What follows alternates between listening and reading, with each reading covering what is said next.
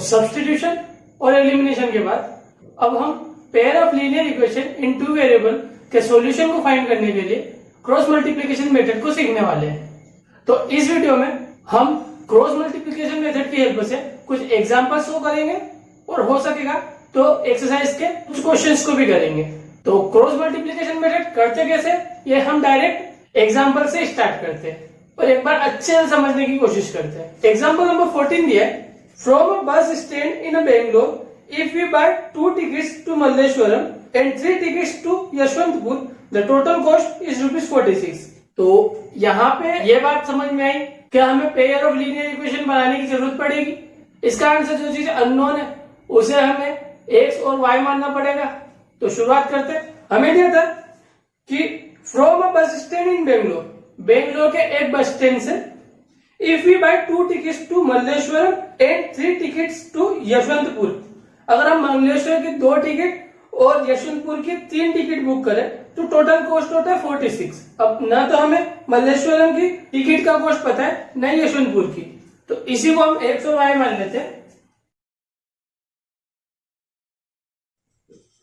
मल्लेश्वरम की टिकट का cost x माना है और यशवंतपुर की टिकट का कॉस्ट हमने y माना है। अब आगे कंडीशंस के ऊपर चले तो फर्स्ट कंडीशन के हिसाब से दिया कि अगर 2 टिकट मल्लेश्वरम की खरीदी, मतलब जितना भी कॉस्ट था उसमें 2 का मल्टीप्लाई करते और जितना भी यशवंतपुर की टिकट का कॉस्ट था उसमें 3 का मल्टीप्लाई करते, क्योंकि 3 टिकट खरीदी और दोनों को जोड़ते तो हमें पता पड़ता है कि टोटल उसको 46 रुपीज लगे। आगे कंडीशन देखें, but if you buy 3 ticket to Malleshwaram and 5 ticket to Yeshwanthpur the total cost is 74। अगर 3 टिकट x वाली और 5 टिकट y वाली खरीदे तो टोटल कॉस्ट आ रहा है 74। Find the fares from the bus stand to Malleshwaram and to Yeshwanthpur. हमें फेयर पता करना है बस स्टैंड से इन जगह तक का। इसके हिसाब से हमने यहाँ पे थोड़ी सी अधूरी लाइन लिखी, हमको यहाँ पे लिखना चाहिए था फेयर या cost of ticket from Bangalore bus stand to, उसके बाद ये आ जाता है। इसे सॉल्व करते हैं क्रॉस मल्टीप्लिकेशन मेथड से। तो क्रॉस मल्टीप्लिकेशन मेथड में सबसे पहले चीज जो हमें करनी है वो ध्यान रखना, वो ये है कि सारे टर्म इक्वल के लेफ्ट साइड में आ जाए। इसका मतलब यहाँ पे हो जाएगा 2x plus 3y minus 46 equal to 0 और यहाँ पे हो जाएगा 3x plus 5y minus 74 equal to 0। अब हम इसे क्रॉस मल्टीप्लिकेशन मेथड से सॉल्व करने की कोशिश करें तो लिखें by cross multiplication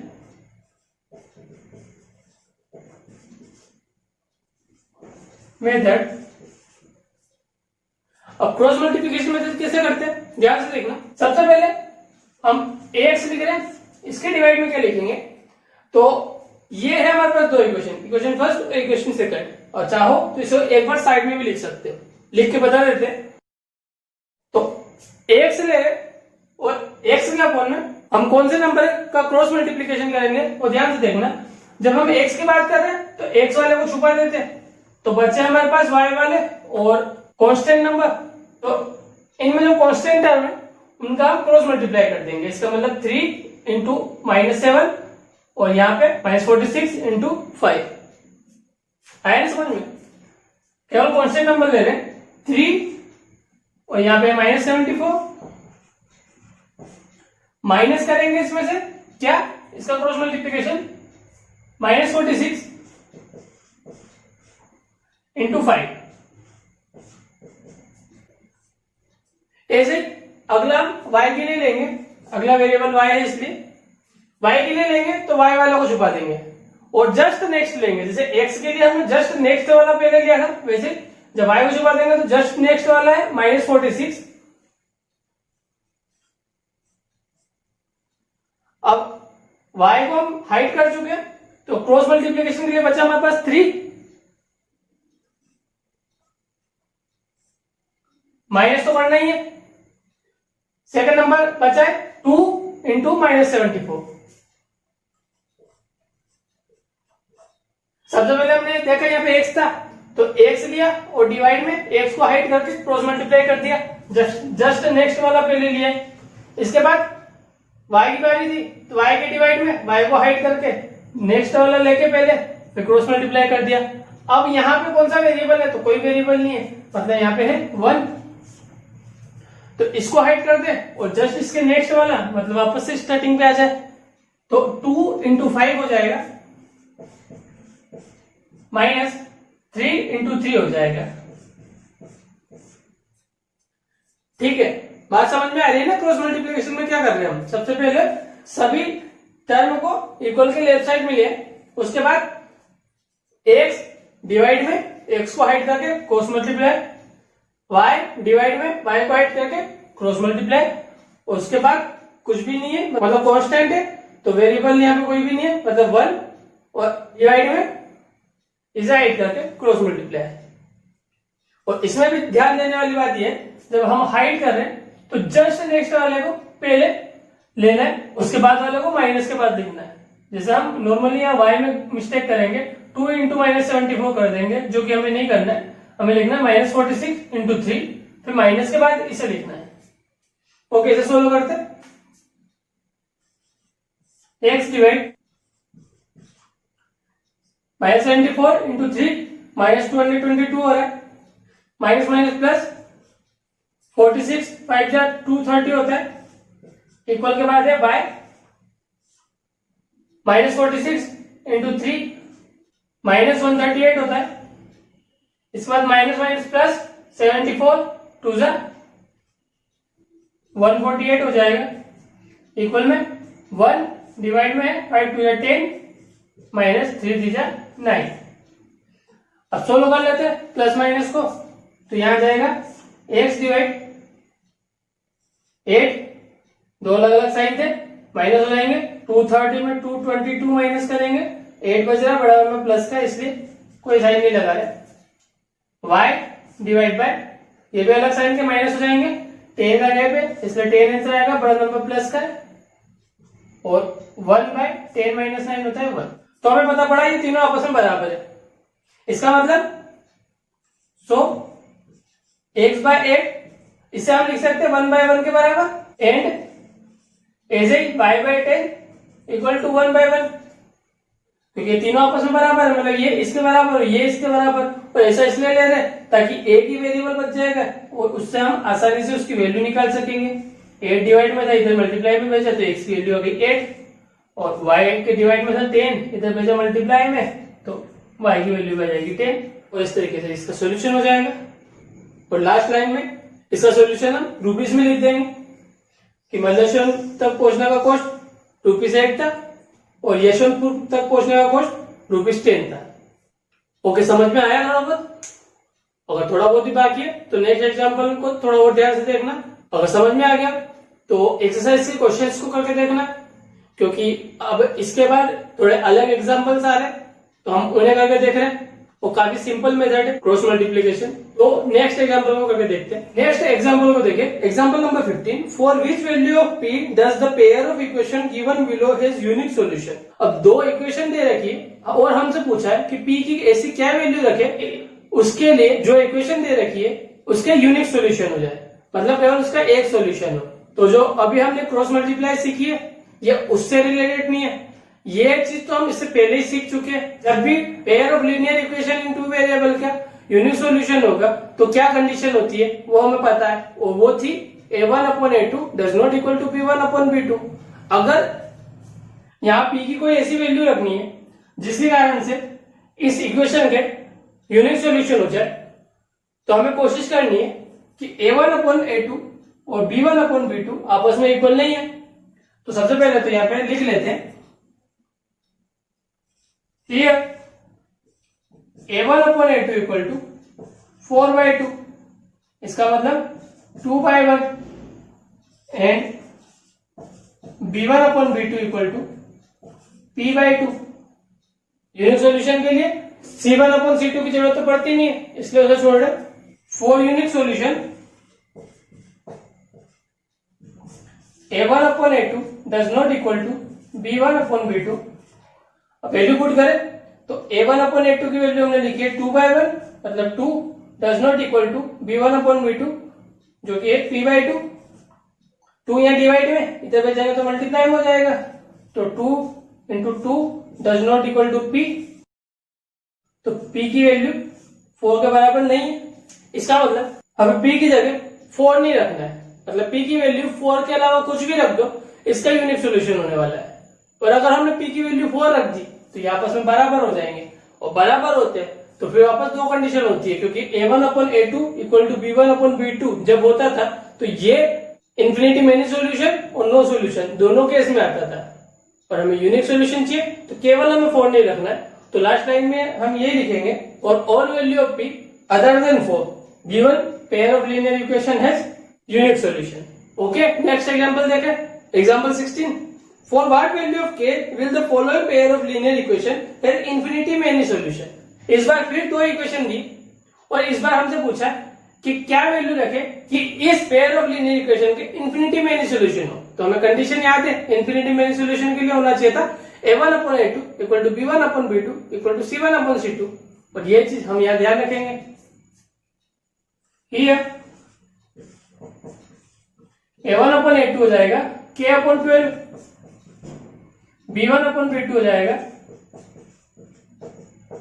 3 upon k।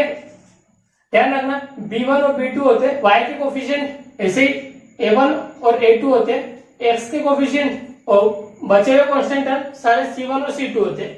तो हम लिख सकते हैं c1 upon c2 equal to minus k minus 3 divide by minus k। यहाँ पे ये टेंशन लेने की जरूरत नहीं है कि इसे हम इक्वल के उस साइड भेजे या इस साइड, क्योंकि अगर दोनों साइड जाएंगे दोनों प्लस का हो जाएंगे, दोनों इस साइड दोनों माइनस के, और माइनस का ऊपर से मल्टीप्लाई करेंगे तो वापस में प्लस का हो जाएगा। इसका मतलब यहाँ पे भी कोई फर्क नहीं पड़ रहा है, इसलिए इधर उधर भेजने का प्रॉब्लम नहीं है। अब हमें जो करना है वो लिखे for infinite many solution a1 upon a2 equal to b1 upon b2 equal to c1 upon c2, ये कंडीशन थी। तो इस हिसाब से हम देखें तो k divide 12 equal to 3/k equal to k minus 3 upon k हो जाएगा। अब यहाँ दोनों में से कोई भी एक कंडीशन ले लेते, सपोज कर पहली वाली कंडीशन ले ले, क्योंकि यहाँ क्रॉस मल्टीप्लीकेशन की तरफ दो वेरिएबल तो है नहीं कि दो बार हमें लेना पड़ेगा, यहाँ पे एक ही वेरिएबल है, इसका कोई सा भी दो से एक साथ ले ले, ये स्टार्टिंग वाला ही ले लेते। तो इसे हम लिख सकते हैं k/12 इक्वल टू 3/k। आगे सोल्व करें, 12 यहाँ डिवाइड में इधर जाएगा तो मल्टीप्लाई में हो जाएगा, ऐसे k यहाँ पे भी डिवाइड में इधर जाएगा तो मल्टीप्लाई में हो जाएगा।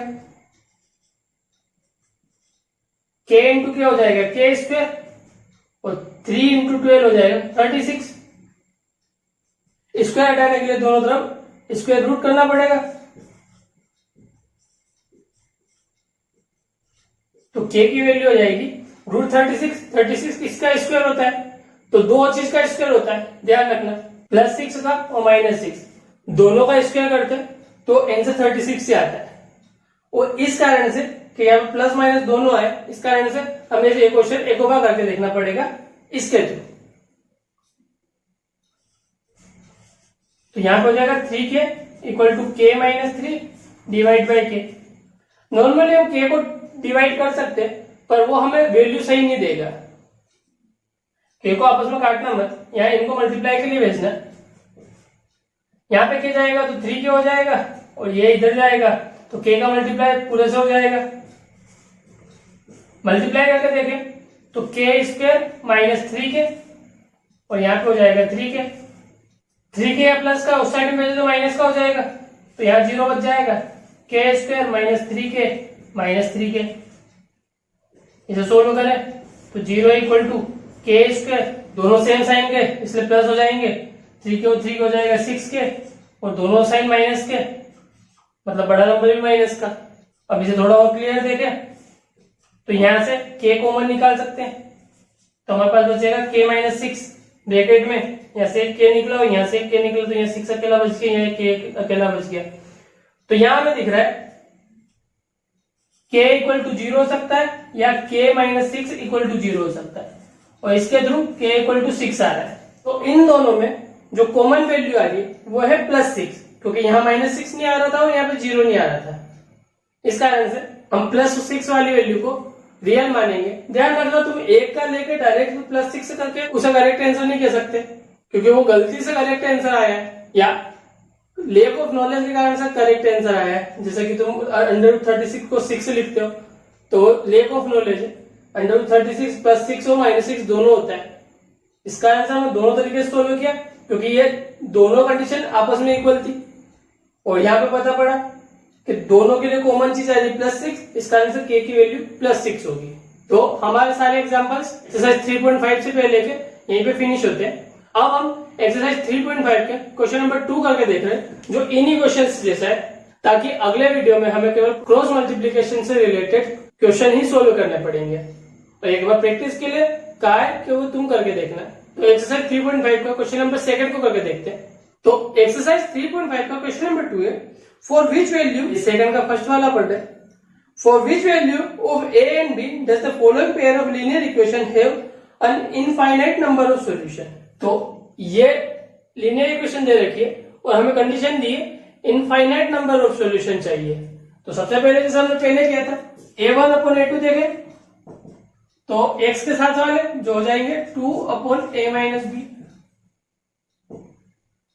b1/b2, y के साथ वाले 3/a + b और c1/c2 कांस्टेंट टर्म जो हो जाएगा 7/3a + b - 2 और c1/c2 लिखना भूल गया, ये हो गया।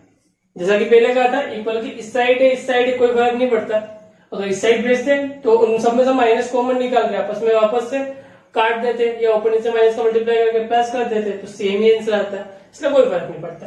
काम की बात करें, हमें चाहिए थे इनफाइनाइट नंबर ऑफ सॉल्यूशंस। हम कंडीशन लिखेंगे a1/a2 = b1/b2 = c1/c2। Value put करें, a1/a2 की थी 2/a - b, b1/b2 के 3/a + b और c1/c2 के 7/3a + b - 2। वापस से दो दो टुकड़े करके ले, पहले इसको ले, here 2a - b = 3a + b and 3a + b = 7 3a + b - 2। चाहते तो हम इन दोनों को बराबर ले सकते थे, आंसर में कोई चेंज नहीं आएगा। इसे सोल्व करें तो a + b डिवाइड में इधर जाएगा मल्टीप्लाई में हो जाएगा, इसे a - b डिवाइड में इधर जाएगा मल्टीप्लाई में हो जाएगा।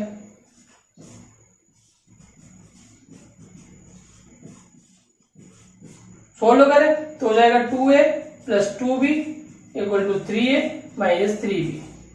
और आगे सोल्व करें तो 2a को इस साइड भेज देते और 3b को इस साइड भेज देते, तो 2b माइनस का 3b इस साइड में प्लस का 3b हो जाएगा, 3a या प्लस का 2a था तो ये माइनस का 2a हो जाएगा।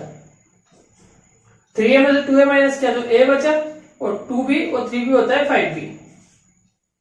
अब देखो ये बात तो हमें शुरू से समझ जानी चाहिए थी कि यहाँ पे दो वेरिएबल आ रहे हैं, इसका मतलब एक बार में तो आंसर निकलना नहीं है। यहाँ पे पेयर ऑफ लीनियर इक्वेशन बन गया और इसमें हम लगभग सब्स्टिट्यूशन मेथड लगा रहे हैं, क्योंकि हमने a की वैल्यू निकाल ली है दूसरे वेरिएबल के फॉर्म में, और जो हम इस वाले में पुट कर देंगे ताकि हमारी b की वैल्यू निकल जाएगी और वापस इसमें पुट करके a की वैल्यू भी निकाल लेंगे। इस हिसाब से इसको इक्वेशन 1 मान लेते। इसे सोल्व करें, वापस से क्रॉस मल्टीप्लाई करें, मतलब जो डिवाइड में उसे अदर साइड मल्टीप्लाई में भेज देते, तो यहां बन जाएगा 3a + b - 2 = ये इधर आ जाएगा 7 के मल्टीप्लाई में, मल्टीप्लाई करके देखें 3 3 9 है, 3 × b 3 2 6, 7 का तो 7 है प्लस 7b। आराम से देखो, रिलैक्स होकर करो और एक बार डबल चेक कर लेना कि कोई गलती तो नहीं हो जाए, क्योंकि क्वेश्चन थोड़ा बड़ा जा रहा है। 7 है प्लस का है, इस साइड भेजे माइनस का हो जाएगा, तो 9 है -7 है हो जाएगा। यहाँ पे 7 भी है, इसे इधर भेजे तो ये भी माइनस का हो जाएगा। -6 को इस साइड भेज देते प्लस का हो जाएगा। इसे सोल्व करें, 9 में से 7 ने माइनस करेंगे तो 2a बचेगा, दोनों अलग अलग साइन के इसलिए माइनस हो जाएंगे। 7b में 3b गया तो 4b बचा, और बड़ा नंबर माइनस का इसलिए माइनस का 4b इक्वल टू 6। यहाँ पे 2 कॉमन निकाल के 6 का डिवाइड भी भेज सकते हैं, तो यहाँ बच जाएगा a माइनस 2b, 2 कॉमन निकाल चुके हम, और 6 को लिख सकते हैं 2 इंटू 3, 2 को काट देंगे तो यहाँ पे बचेगा हमारे पास a minus 2b equal to 3, ये 2 आपस में कट जाएगा। अब a की वैल्यू पुट कर देते हैं, तो a की वैल्यू थी हमारे पास 5b, तो 5b minus 2b equal to 3, 5b minus 2b होता है 3b इक्वल टू 3, b की वैल्यू हो जाएगी 3 डिवाइड बाई 3, तो b की वैल्यू हो गई 1। अब b की वैल्यू को इक्वेशन फर्स्ट में पुट कर दे, तो इक्वेशन फर्स्ट थी a equal to 5b, a equal to 5 और b की जगह आ जाएगा 1, इसका मतलब 5, तो a इक्वल टू हो जाएगा 5। और यहाँ पे हमारे पास a और b दोनों की वैल्यू आ गई है, a equal to 5 and b equal to 1।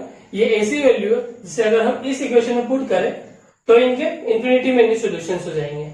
इसकी नेक्स्ट बिट को देखें, मतलब बिट नंबर 2। क्वेश्चन में पूछा था for which value of k will the following pair of linear equation have no solution. Equation तो हमने यहाँ लिख दी है, अब नो सॉल्यूशन के लिए क्वेश्चन सोल्व करना है। तो सबसे पहले तो जो वैल्यू हमारे पास है वो लिखे, a1 अपन a2 है, 3 डिवाइड 2k माइनस 1 x के साथ वाले, b1 अपन b2 है, यहाँ y के साथ में कुछ नहीं मतलब 1, और यहाँ पे है k माइनस 1, और c1 अपन c2 है 1 डिवाइड 2k प्लस 1, दोनों कांस्टेंट है। हमें नो सॉल्यूशन के लिए कंडीशन चाहिए, फॉर नो सॉल्यूशन हमें पता है नो सॉल्यूशन के लिए a1 upon a2 equal to b1 upon b2 होता है, और not equal to c1 upon c2 होता है।